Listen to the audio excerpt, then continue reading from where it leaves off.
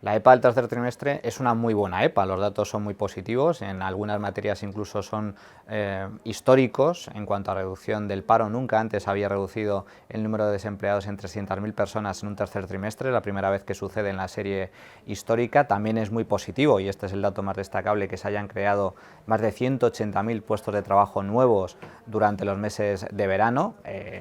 Ahora mismo España, en este verano, ha creado tantos empleos como en el verano del año 2006, cuando estábamos en el pico de la burbuja inmobiliaria, sin que exista burbuja inmobiliaria.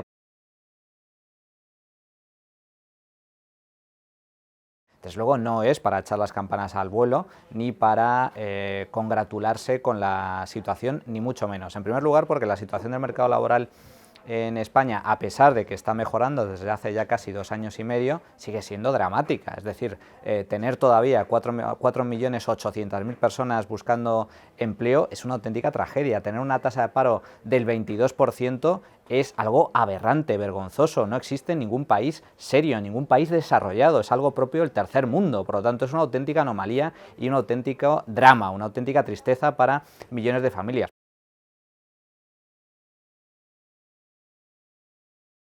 Lo que muestran otros indicadores, como por ejemplo la afiliación a la seguridad social, es que se está produciendo una ralentización en la creación de empleo en los últimos meses. ¿Y eso qué nos indica? Pues nos indica que ahora mismo la economía española se está frenando, es decir, seguimos creciendo, pero un poquito menos de lo que crecíamos antes.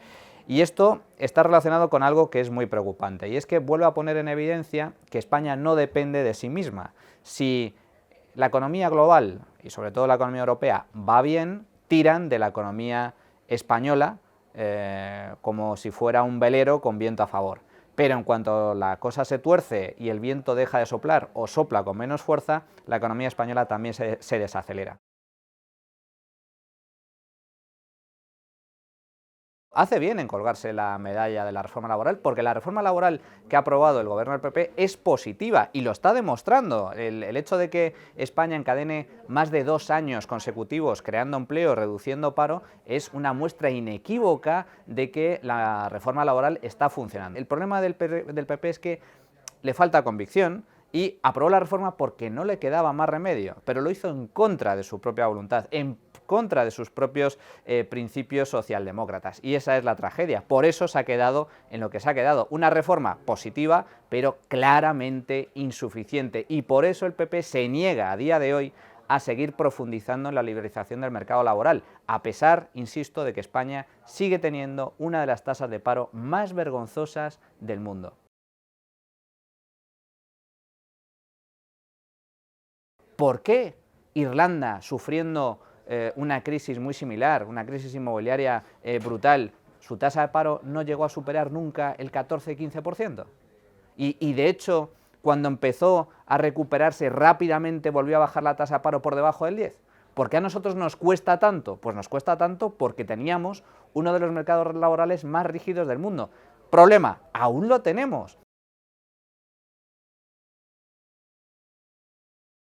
La izquierda no entiende que los salarios en España no tienen absolutamente nada que ver con temas de desigualdad o con temas de explotación. El nivel salarial depende de la productividad de las empresas. Y para eso se necesita un mercado laboral y un mercado regulatorio que facilite el desarrollo empresarial, que tenga impuestos bajos, que facilite también la contratación y la flexibilización laboral, es decir, imitar lo bueno de esos países. Cuando se habla de precariedad se olvida que el 75% de los trabajadores activos en España tienen contrato indefinido.